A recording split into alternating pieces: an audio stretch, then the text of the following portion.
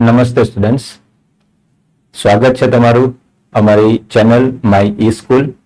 ગુજકેટમાં સરળતા રહે, ક્વેશ્ચન્સ કેવા છે સમજવામાં સરળતા રહે એટલા માટે અમે તમારા માટે લઈને આવ્યા છીએ ગુજકેટના પેપર સોલ્યુશનની સિરીઝ. તો સ્ટુડન્ટ જોઈશું આજે આપણે ગુજકેટ પેપર 2023 નું સોલ્યુશન ફિઝિક્સ વિષય માટે. Question number 1. એક ગેલ્વેનોમીટરનો અવરોધ 18 ઓહ્મ છે. ગેલ્વેનોમીટરની પ્રવાહ ક્ષમતા 10 ગણી કરવા માટે જરૂરી શન્ટનું મૂલ્ય શોધો. તો સ્ટુડન્ટ તમને ખ્યાલ છે કે ગેલ્વેનોમીટરનું એ મીટરમાં રૂપાંતર કરી શકાય છે અને ગેલ્વેનોમીટરનું એ મીટરમાં રૂપાંતર કરવા માટે ગેલ્વેનોમીટરની સાથે સમાંતરમાં જરૂરી એવો યોગ્ય મૂલ્યનો લઘુ અવરોધ જોડવામાં આવે છે. આ લઘુ અવરોધનું મૂલ્ય એના માટેનું equation S is equal to Ig into G upon I minus Ig. Student આ ઇક્વેશનનો આપણે ઉપયોગ કરી લઈશું, જેમાં આવતી બધી સંજ્ઞા આપણને ખ્યાલ હશે જ કે S એ શન્ટનું મૂલ્ય સૂચવે છે, Ig એ ગેલ્વેનોમીટરની પ્રવાહ ક્ષમતા છે, G એ ગેલ્વેનોમીટરનો અવરોધ છે અને આપણને ગેલ્વેનોમીટરનો અવરોધ 18 ઓહ્મ આપેલો છે, મતલબ કે G ની વેલ્યુ આપી છે. I એ ગેલ્વેનોમીટરનું એ મીટરમાં રૂપાંતર કરવા માટે જે મેક્સિમમ રેન્જ છે એ રેન્જનું મૂલ્ય છે, મહત્તમ પ્રવાહનું મૂલ્ય છે અને તેની પ્રવાહ ક્ષમતા Ig 10 ગણી કરવી છે. એનો મતલબ કે આપણે I ની વેલ્યુ 10 Ig લેવી જોઈએ તો જ એની એટલે કે ગેલ્વેનોમીટરની પ્રવાહ ક્ષમતા Ig કરતા 10 ગણી થશે અને એટલે એ ગેલ્વેનોમીટર હવે રૂપાંતરિત થઈ જશે I જેટલો મેક્સિમમ પ્રવાહ માપી શકે તેવા એ મીટરમાં. માટે I બરાબર 10 Ig આપણે લઈશું અને S બરાબર શોધી કાઢી બધી કિંમત મૂકી દઈશું. Ig બરાબર Ig જ રાખીશું ઇન્ટુ G. G બરાબર આપણને 18 આપેલું છે ડિવાઇડેડ બાય I બરાબર લખીશું આપણે 10 Ig અને માઇનસ Ig. સ્ટુડન્ટ આમાંથી આપણે Ig કોમન લઈ લઈશું એટલે Ig into 18 divided by 9 Ig થશે. 10 minus 1 9 Ig કેન્સલ થશે, બરાબર આવશે 2. તો આપણે 2 ઓહ્મનો શન્ટ ગેલ્વેનોમીટરની સાથે સમાંતરમાં જોડીએ તો ગેલ્વેનોમીટરની પ્રવાહ ક્ષમતા આપણે 10 ગણી કરી શકશું. માટે આન્સર બનશે આપણા માટે A. ઓકે, જઈશું નેક્સ્ટ ક્વેશ્ચન તરફ. એક ગજિયા ચુંબકની ધ્રુવની પ્રબળતા પોલ સ્ટ્રેન્થ, ધ્રુવની પ્રબળતા જેને ધ્રુવમાન પણ કહેવાય છે, મેગ્નેટિક મોમેન્ટ અને મેગ્નેટિક મોમેન્ટ એટલે કે ચુંબકીય ડાયપોલ મોમેન્ટ, ચુંબકીય ચાક માત્રા સ્મોલ m આપેલી છે આપણને. આ ગજિયા ચુંબકને તેની લંબાઈની દિશામાં 2 સરખા ભાગ કરવામાં આવે. સ્ટુડન્ટ બરાબર ધ્યાન કરજો, આપણને કહ્યું છે લંબાઈની દિશામાં, એટલે જે ક્વેશ્ચન છે ક્વેશ્ચનની અંદરના શબ્દો બરાબર આપણે સાંભળવા જોઈએ, સમજવા જોઈએ, વાંચવા જોઈએ. આવે છે તો તેની નવી ધ્રુવની પ્રબળતા અને મેગ્નેટિક મોમેન્ટ ખાલી જગ્યા થાય. શું આવશે એની ધ્રુવની પ્રબળતા અને મેગ્નેટિક મોમેન્ટ? બરાબર. તો સ્ટુડન્ટ આપણે જાણીએ છીએ કે ગજિયો ચુંબક માની લો કે આ પ્રકારનો છે, એક તરફ નોર્થ પોલ બીજી તરફ સાઉથ પોલ, બંનેની પોલ સ્ટ્રેન્થ QM સરખી જ હશે. બરાબર. એની લંબાઈ આપણને આપી છે ધારી લો કે L જેટલી છે. તો આ ગજિયા ચુંબક માટે એની dipole moment M is equal to twice L into QM. આપણને ખ્યાલ છે twice L into QM, sorry twice L નહીં, L into QM આવશે. L into QM ગજિયા ચુંબકની લંબાઈ અને એની સ્ટ્રેન્થ. M બરાબર L into QM બનશે. હવે સવાલમાં એવું કહ્યું છે આપણને કે આ ગજિયા ચુંબકને તેની લંબાઈની દિશામાં 2 સરખા ભાગ કરવા. એટલે ગજિયા ચુંબકને આપણે સ્ટુડન્ટ અહીંયાથી સમજો આમ એને 2 ભાગમાં વિભાજિત કરી દઈએ અને જો આપણે 2 ભાગમાં વિભાજિત કરશું તો નવા 2 ગજિયા ચુંબક આપણને L લંબાઈના જ મળશે. બંનેની લેન્થ કેટલી હશે? L જેટલી જ, પરંતુ બંનેનું પોલ સ્ટ્રેન્થ તમે જુઓ તો આ ગજિયા ચુંબકના આડછેદનું ક્ષેત્રફળ હવે પહેલા કરતા અડધું થઈ જશે, તો એની પોલ સ્ટ્રેન્થ પણ પહેલાની સાપેક્ષે અડધી થઈ જશે. એટલે બંને ગજિયા ચુંબક જેની ડાયપોલ મોમેન્ટ શોધવા માટે પોલ સ્ટ્રેન્થની જરૂર પડશે, જે પોલ સ્ટ્રેન્થ અડધી થઈ જશે. બરાબર. તો આની ડાયપોલ મોમેન્ટ જો m' હોય તો m' is equal to L into QM', જ્યાં QM' is equal two QM by 2 માટે M dash is equal two L into QM by 2 એટલે કે M by 2 કેમ કે M બરાબર તો QM ઇન્ટુ L છે જ તો QM ઇન્ટુ L બરાબર M મૂક્યું હવે નવી ડાયપોલ મોમેન્ટ બનશે M by 2 નવી પોલ સ્ટ્રેન્થ બનશે QM by 2 તો આપણો આન્સર આવશે QM by 2 M by 2 answer C okay ચલો જોઈશું નેક્સ્ટ ક્વેશ્ચન તરફ એક સોલેનોઇડના ગર્ભમાંના દ્રવ્યની સાપેક્ષ પરમિએબિલિટીને આપણે મ્યુ આર થી દર્શાવીશું સોલેનોઇડના આટા ગર્ભથી અવાહક વડે જુદા પાડેલા છે આટામાંથી 2 એમ્પિયરનો કરંટ પાસ થાય છે I બરાબર 2 એમ્પિયર વિદ્યુત પ્રવાહ પસાર થાય જો તેમાંથી 1 મીટર દીઠ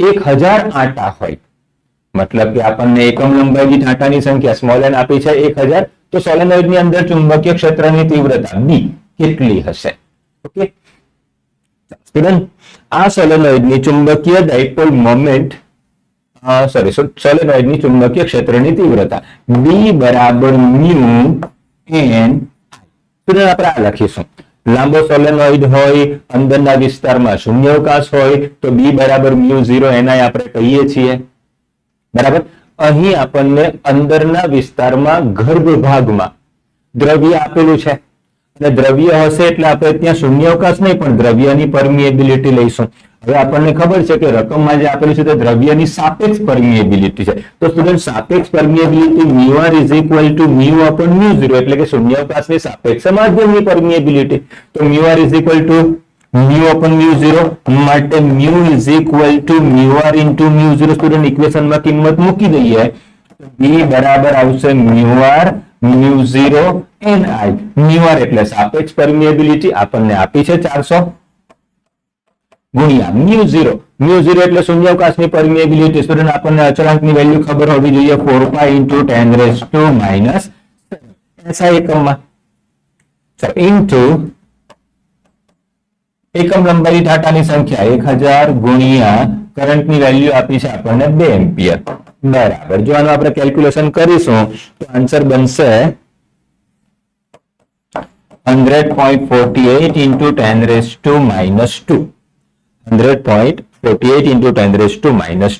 લખીશું આપણે 1.0048 ટેસ્લા માટે B = 1 ટેસ્લા તો આન્સર આવશે student D okay next question તરફ જઈશું આપણે નંબર 4 આત્મપ્રેરકત્વનું પારિમાણિક સૂત્ર શોધો તો સ્ટુડન્ટ પહેલા તો આત્મપ્રેરકત્વ માટે જરૂરી ઇક્વેશન જે જાણીતી ભૌતિક રાશિ છે એના સ્વરૂપમાં આપણે યાદ કરી લઈએ તો આપણને ખ્યાલ છે EMF = -L સ્ટુડન્ટ યાદ કરો કઈ ઇક્વેશન આવશે -L di/dt ઓકે આના પરથી આપણે L નો પારિમાણિક સૂત્ર શોધવું છે તો L ને સૂત્રનો કરતા બનાવીને લખીશું તો આવશે એપ્સિલોન એટલે કે EMF નું પારિમાણિક સૂત્ર * T નું પારિમાણિક સૂત્ર / I નું પારિમાણિક સૂત્ર ચાલો તો હવે પહેલા E નું પારિમાણિક સૂત્ર આપણે મેળવી લઈએ E બરાબર W/Q એટલે કે W નું પારિમાણિક સૂત્ર upon Q નું પારિમાણિક સૂત્ર W નું પારિમાણિક સૂત્ર એટલે કે કાર્યનું ઊર્જાનું m1l2 T-2 upon Q નું આવશે A1 T1 ઓકે ચાલો બરાબર બનશે m1l2 T-3 A-1 સ્ટુડન્ટ આ બનશે અત્યારે EMF E નું પારિમાણિક સૂત્ર સમીકરણમાં કિંમત મૂકી દઈએ તો નું પારિમાણિક સૂત્ર = E નું બનશે m1l2 T-3 A-1 into T નું બનશે T1 upon I નું કરંટ માટે આવશે A1 બરાબર બનશે m1l2 T-3 અને અહીંયા છે 1 એટલે આવશે T-2 અને A-2 L નું પારિમાણિક સૂત્ર બનશે m1l2 T-2 A-2 m1l2 T-2 A-2 option છે ડી ઓકે ચાલો જઈશું આપણે નેક્સ્ટ ક્વેશ્ચન તરફ ક્વેશ્ચન નંબર 5.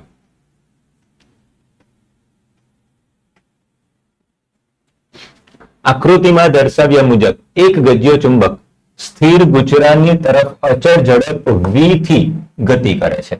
જમણી બાજુ રહેલા અવલોકનકર્તાને ગુચરામાં પ્રેરિત વિદ્યુત પ્રવાહ કઈ દિશામાં દેખાશે? તો સ્ટુડન્ટ આકૃતિને જરા સમજી લઈએ કે એનું વિઝન કઈ તરફથી છે. જો આપણે આકૃતિને આ તરફથી જોઈએ તો ગજ્યા ચુંબક તરફનો ગુચડાનો આ ભાગ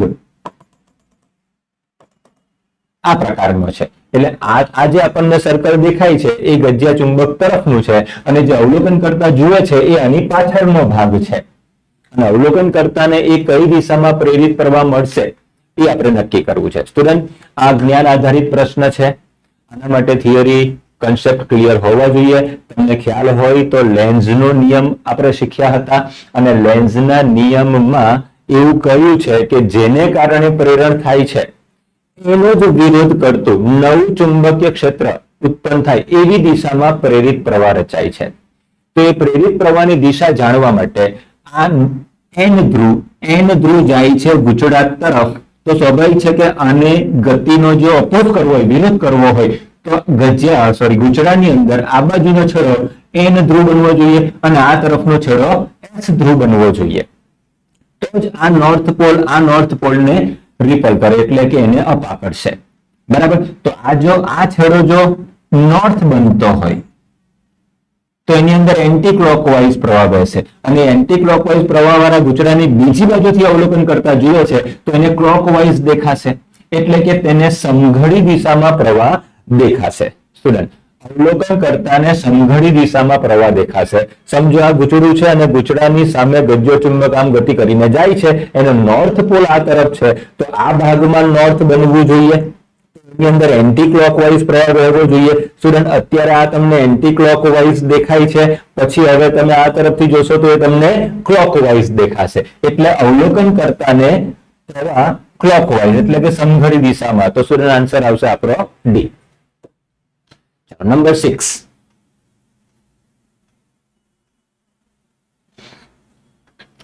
બે સેન્ટીમીટર સ્ક્વેર ક્ષેત્રફળ વાળા એક વર્તુળાકાર ગુચડાને 3 ટેસ્લાના ચુંબકીય ક્ષેત્રમાં લંબ રૂપે રાખેલ છે. ગુચડામાં આટાની સંખ્યા 10 તથા તેનો અવરોધ 5 ઓહ્મ છે. હવે જો ગુચડાને 0.2 સેકન્ડમાં ચુંબકીય ક્ષેત્રમાંથી બહાર કાઢી લેવામાં આવે તો ગુચડામાંથી પસાર થતો પ્રેરિત વિદ્યુત ભારનું મૂલ્ય શોધવાનું છે. પ્રેરિત વીજભાર આપણે શોધવાનો છે. ઓકે, ચાલો સ્ટુડન્ટ થોડું આકૃતિથી પહેલા સમજી લઈએ કે શું કહેવા માંગે છે. તો 2 સેન્ટીમીટર સ્ક્વેર ક્ષેત્રફળ વાળો એક વર્તુળાકાર ગુચડું આપેલું છે અને 3 ટેસ્લાના સમાન ચુંબકીય ક્ષેત્રમાં લંબ રૂપે રાખેલ છે. ગુચડાને ચુંબકીય ક્ષેત્રમાં લંબ રૂપે રાખેલ છે. એવું નથી કહ્યું કે ગુચડાના ક્ષેત્રફળ સદિશને ચુંબકીય ક્ષેત્રમાં લંબ રૂપે રાખેલો છે. બરાબર ધ્યાન કરજો સ્ટુડન્ટ. તો આકૃતિમાં દર્શાવ્યા પ્રમાણે હું સમાન ચુંબકીય ક્ષેત્ર ચોકડીથી દર્શાવવાનો મતલબ એવો થાય કે બોર્ડના સમતલને લંબ અંદર તરફ ચુંબકીય ક્ષેત્રની તીવ્રતા છે અને એની અંદર હું એક આટાવાળું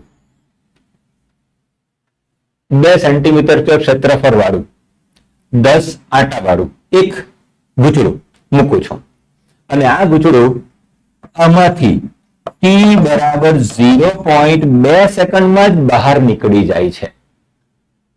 તો ગુચડામાં પ્રેરિત વિદ્યુત ભારનું મૂલ્ય કેટલું હશે તે આપણે શોધવાનું છે. તો સ્ટુડન્ટ ગુચડામાં પ્રેરિત વિદ્યુત ભારનું મૂલ્ય શોધવા માટે આપણી પાસે ઇક્વેશન છે પ્રેરિત EMF E is equal to n d phi by dt. n એટલે આટાની સંખ્યા, d phi by dt એટલે ફ્લક્સમાં થતા ફેરફારનો સમયદર અને ફ્લક્સમાં થતા ફેરફારના સમયદરને જ પ્રેરિત EMF કહીએ છીએ ફેરેડેના નિયમ અનુસાર.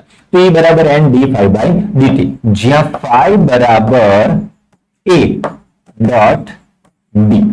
b એટલે લાગુ પાડેલું ચુંબકીય ક્ષેત્ર, a એટલે આપેલ ગુચડાના ક્ષેત્રફળનો ક્ષેત્રફળ સદિશ. સ્ટુડન્ટ ક્ષેત્રફળ સદિશ આ કિસ્સામાં આપણે ગુચડાના સમતલને લંબ ક્યાં તો અંદર તરફ ક્યાં તો બહાર તરફ લઈ શકીએ. બરાબર.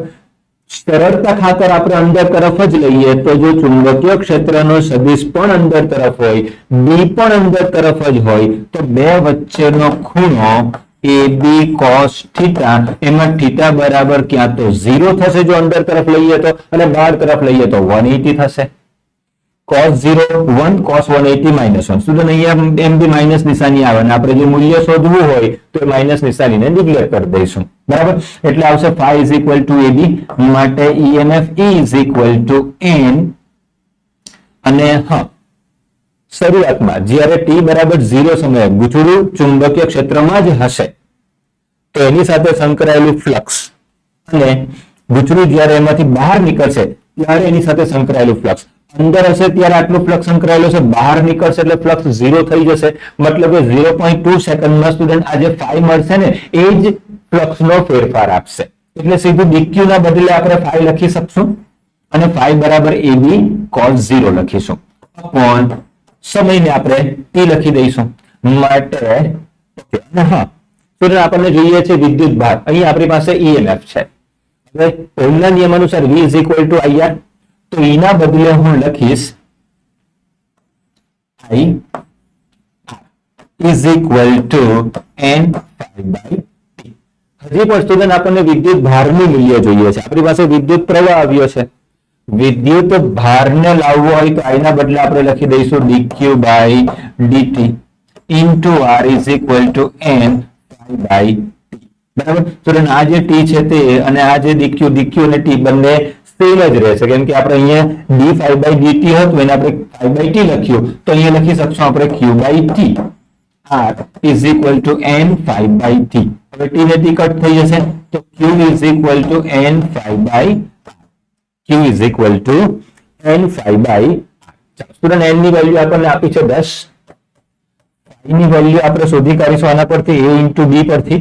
બરાબર AB છે તો એના બદલે લખી દઈશું આપણે 2 સેન્ટીમીટર સ્ક્વેર છે તો એને મીટર સ્ક્વેરમાં કન્વર્ટ કરીશું 10⁻⁴ બનશે, 2 into 10⁻⁴. B ની વેલ્યુ આપણને આપી છે 3 ટેસ્લા તો ઇન્ટુ લખીશું 3 અને રેઝિસ્ટન્સ R આપ્યો છે આપણને 5 ઓહ્મ. બરાબર સ્ટુડન્ટ આનું આપણે કેલ્ક્યુલેશન કરી લઈએ તો આન્સર બનશે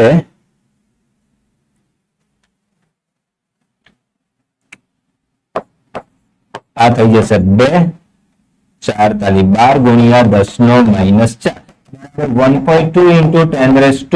સ્ટુડન્ટ કુલમ એકમ આવશે 1.2 into 10⁻⁻3. આપણને બધા આન્સર મિલી કુલમમાં આપ્યા છે તો એ થઈ જશે 1.2 મિલી કુલમ. આન્સર બનશે આપણો C 1.2 મિલી કુલમ. ઓકે, જઈશું આપણે નેક્સ્ટ ક્વેશ્ચન તરફ. Question number 7. 25.48 મિલી હેનરીનો એક શુદ્ધ ઇન્ડક્ટર, સ્ટુડન્ટ આપણને L ની વેલ્યુ આપી છે 25.48 તથા 8 ઓહ્મનો એક શુદ્ધ અવરોધ, 8 ઓહ્મનો અવરોધ આપણને રેઝિસ્ટન્સ R આપ્યો છે. અવરોધક 50 હર્ટ્ઝ આવૃત્તિ આપણને ફ્રીક્વન્સી f અથવા તો ન્યુ આપ્યું છે. આવૃત્તિ વાળા એક એસી સ્ત્રોત સાથે શ્રેણીમાં જોડેલ છે. હવે શ્રેણીમાં જોડેલો છે, સ્વાભાવિક છે કે એસી સ્ત્રોત છે તો સ્ટુડન્ટ એની આકૃતિ કંઈક આ પ્રકારની બનશે. સમજો એક ઇન્ડક્ટર છે, એની સાથે એક અવરોધ જોડેલો છે અને એની સાથે એક એસી સ્ત્રોત જેની ફ્રીક્વન્સી આપણને આપેલી છે 50 હર્ટ્ઝ. ઓકે, આ રેઝિસ્ટન્સ નું મૂલ્ય L નું મૂલ્ય આપણને આપ્યું છે. તો પરિપથમાં વહેતો વિદ્યુત પ્રવાહ I અને વોલ્ટેજ V વચ્ચેનો કડા તફાવત. ઓકે સ્ટુડન્ટ, કડા તફાવત આપણને ડેલ્ટા જોઈએ છે, ડેલ્ટા શોધવો છે. તો સ્ટુડન્ટ એસી ચેપ્ટરમાં આપણે ફેઝરની રીતનો ઉપયોગ કરીને એક ઇક્વેશન લાવ્યા હતા, tan delta is equal two XL upon R. જ્યારે માત્ર ઇન્ડક્ટર અને કેપેસિટર ઇન્ડક્ટર અને અવરોધ બે જ શ્રેણીમાં જોડેલા હોય ત્યારે tan ડેલ્ટા બરાબર XL upon R આવી એક ઇક્વેશન આપણને મળે છે. બરાબર, જ્યાં XL બરાબર ઓમેગા L અને ઓમેગા બરાબર twice pi ન્યુ ગુણ્યા 3.14 ગુણ્યા ન્યુ ની વેલ્યુ 50 અને ગુણ્યા મિલી હેનરીમાં આપણને આપ્યું છે 25.48 તો એને હેનરીમાં કન્વર્ટ કરીશું 10⁻³ બનશે. ઓકે, આ એક્સેલ ની વેલ્યુ થશે અને એક્સેલ ની વેલ્યુની જો કેલ્ક્યુલેશન કરીશું તો આવશે 8,000.72 into 10⁻³ બરાબર આ થઈ જશે 8 ઓહ્મ. હવે 10 delta is equal two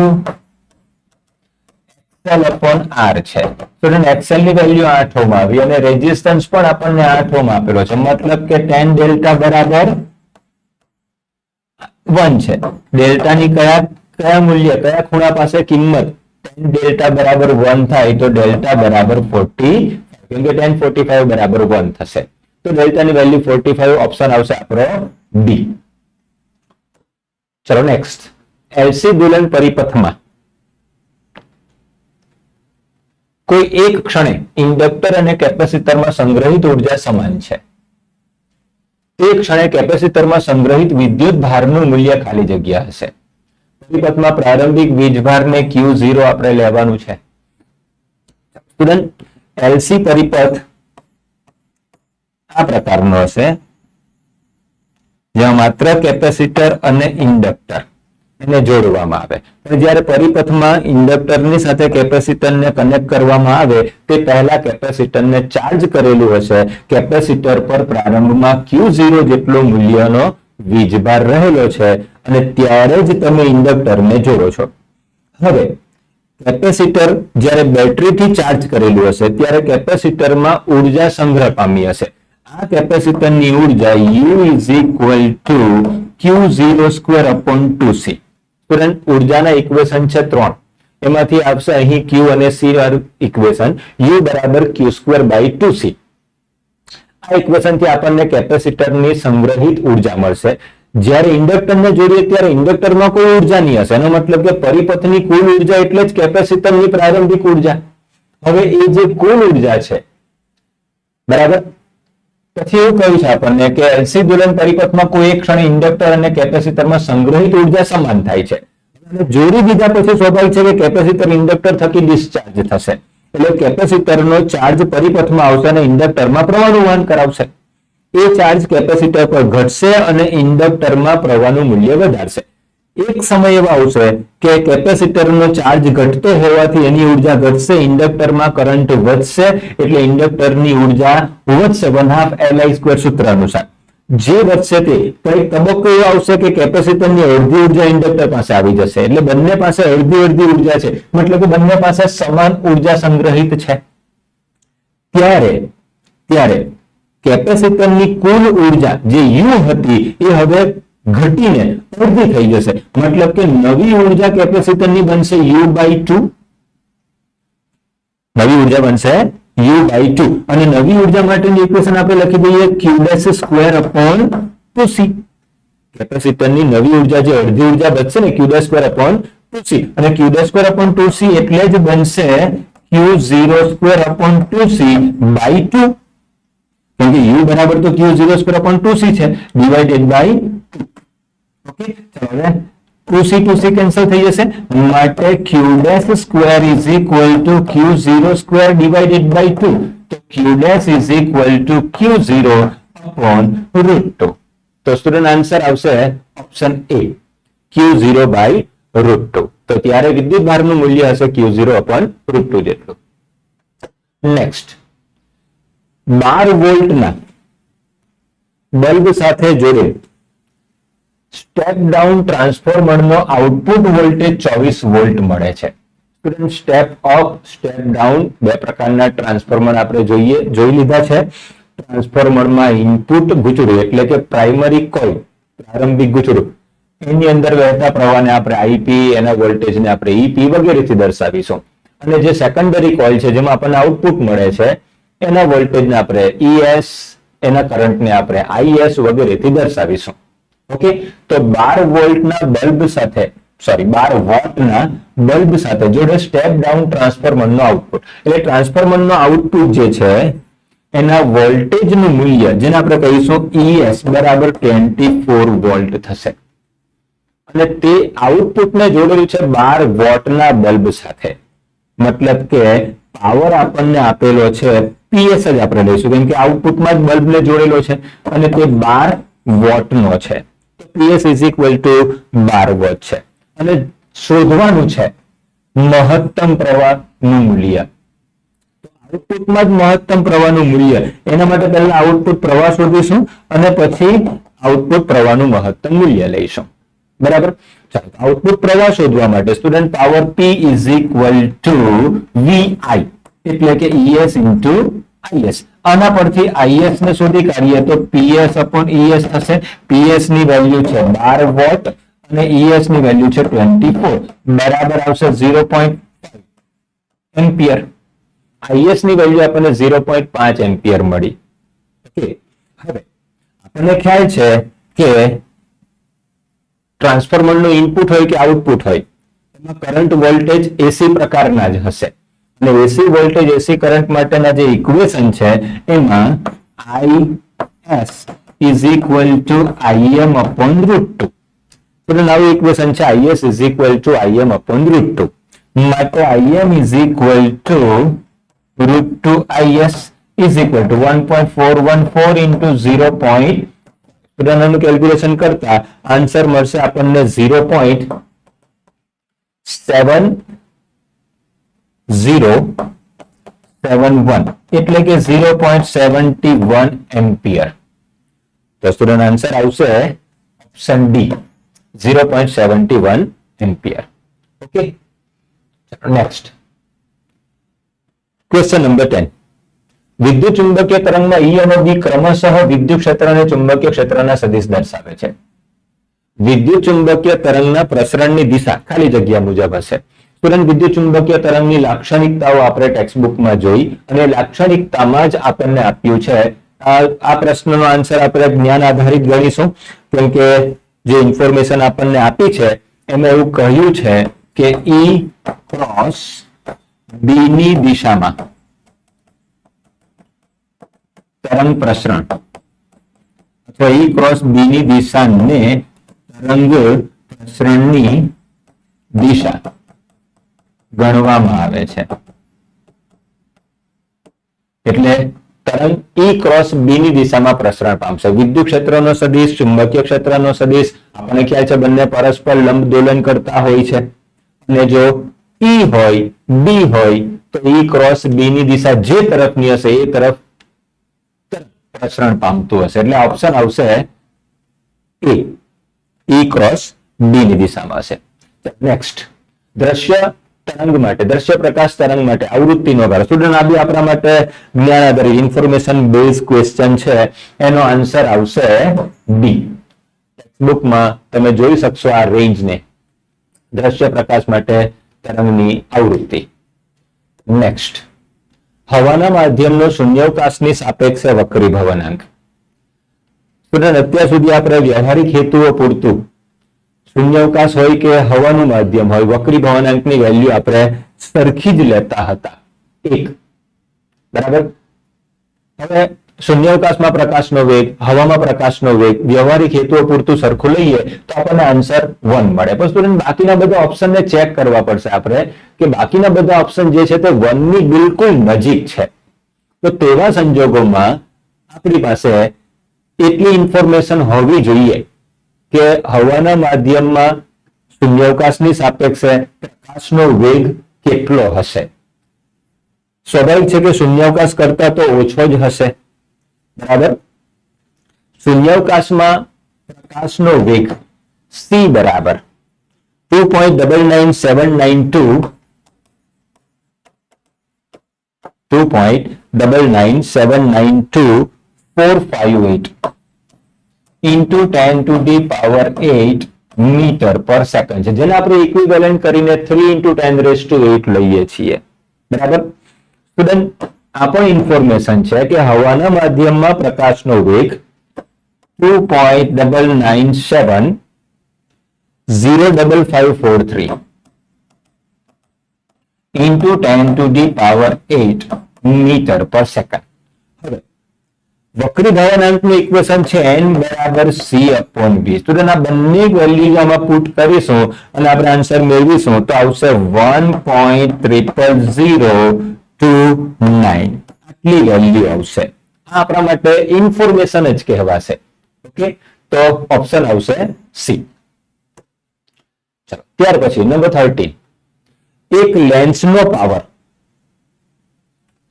-4 dioptre છે. તો આ લેન્સ ખાલી જગ્યા હશે. સ્ટુડન્ટ પહેલા તો યાદ કરો પાવર P બરાબર 1/f.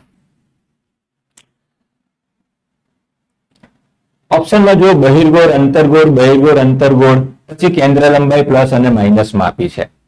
સ્ટુડન્ટ એટલી ઇન્ફોર્મેશન તો આપણી પાસે છે કે અંતર્ગોળ લેન્સ હોય તો કેન્દ્ર લંબાઈ માઇનસ થશે, બહિર્ગોળ લેન્સ હોય તો કેન્દ્ર લંબાઈ પ્લસ હશે. જેની કેન્દ્ર લંબાઈ માઇનસ એનો પાવર પણ માઇનસ હશે. તો સ્ટુડન્ટ અહીંયા આપણને પાવર માઇનસ આપ્યું છે, મતલબ કે એની કેન્દ્ર લંબાઈ માઇનસ હશે. શોધી કાઢીએ આપણે એની કેન્દ્ર લંબાઈ કેટલી થશે તે.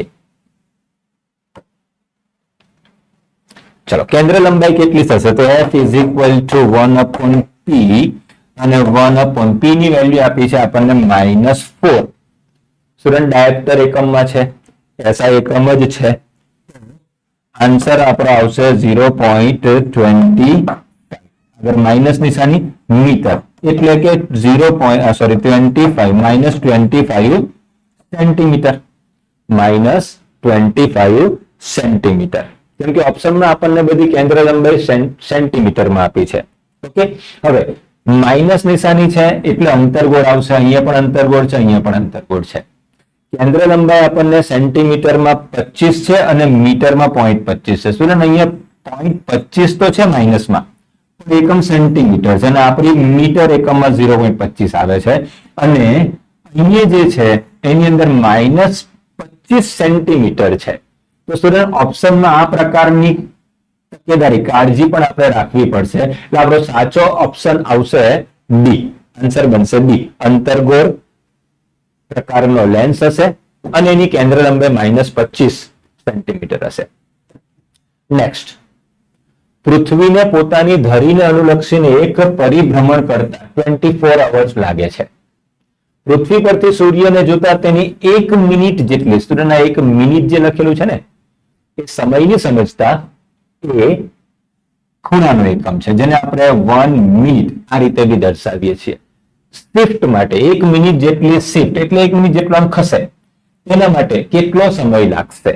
ઓકે, એમ તો સ્ટુડન્ટ લગભગ આ નવા એનસીઈઆરટી ના સિલેબસમાંથી કટ થઈ ગયો છે, આઉટ ઓફ સિલેબસ કહેવાશે.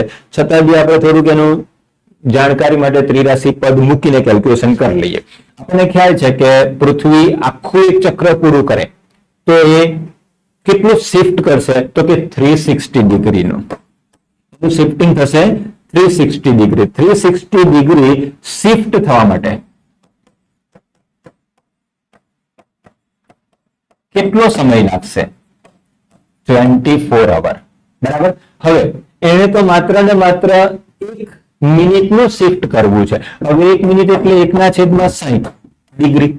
આટલું શિફ્ટ થવા માટે કેટલો સમય લાગશે? તો એ સમય t બરાબર 24 અવર into 1/60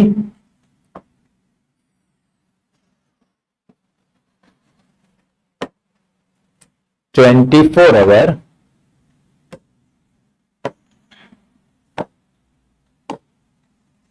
ચલો into 1/60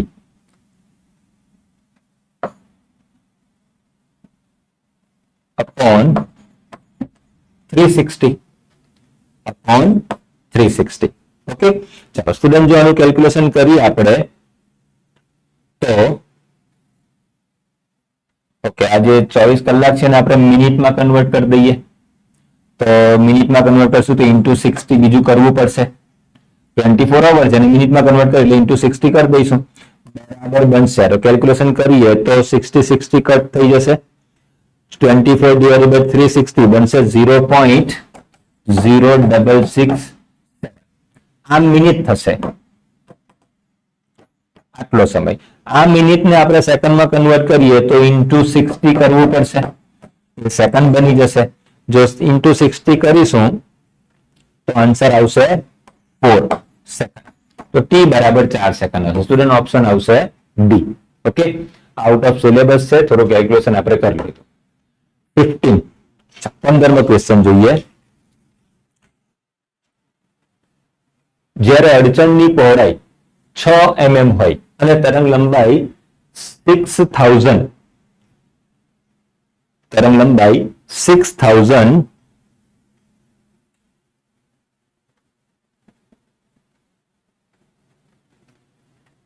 એંગસ્ટ્રોમ હોય તો કયા અંતર માટે કિરણ પ્રકાશ શાસ્ત્ર એ સારી સમનિકટતા હશે? બરાબર સ્ટુડન્ટ, આ બી આઉટ ઓફ સિલેબસ નો ક્વેશ્ચન છે. બરાબર, છતાં બી આપણે એનો આન્સર ખાલી નોંધીને આગળ જઈશું. એનો આન્સર આવશે D, option D. Next, 480 nanometre તરંગ લંબાઈ ધરાવતો એક રંગી પ્રકાશ હવામાંથી કાચની સપાટી પર આપઆપ થાય છે. સ્ટુડન્ટ, હવામાંથી પસાર થાય છે કાચમાં.